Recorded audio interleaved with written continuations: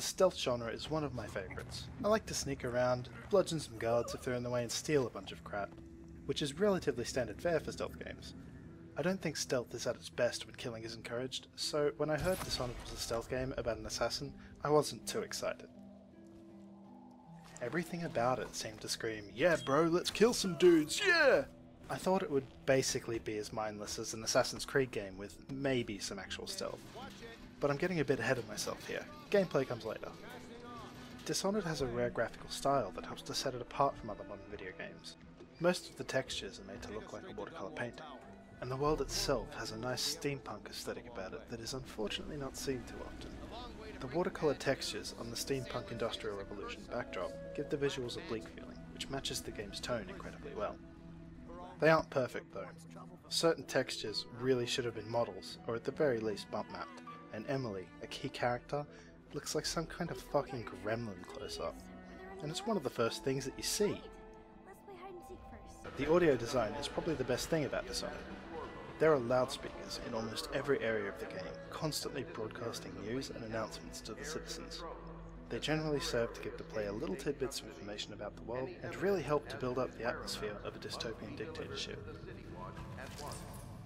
The voice actors also really fit their characters and help to breathe life into them.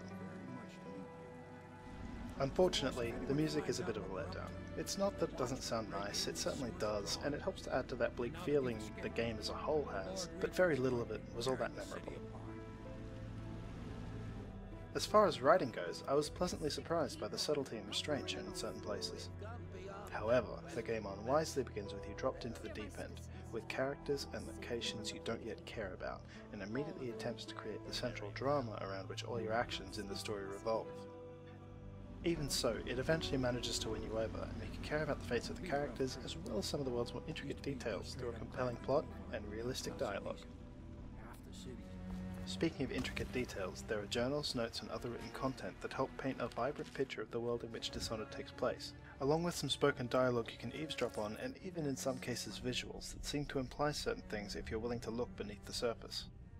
This would be all well and good if Dishonored was a movie, however it's a video game and gameplay drags Dishonored down.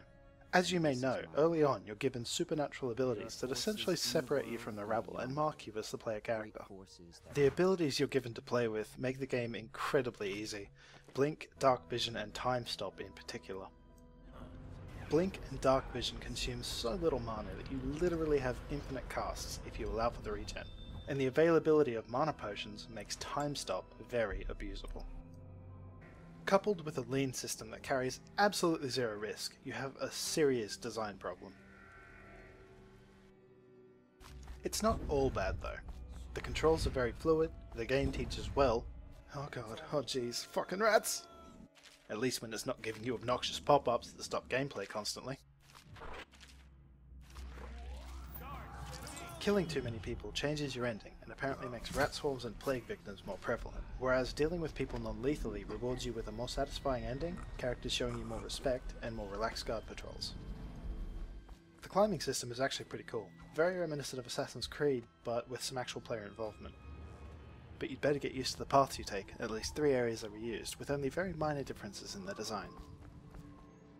All in all, Dishonored is one of the few modern games that doesn't hand the entire narrative to you on a golden platter and gives you a choice that actually makes a difference. For that, I respect you. Oh, long enough for all of the big and the small.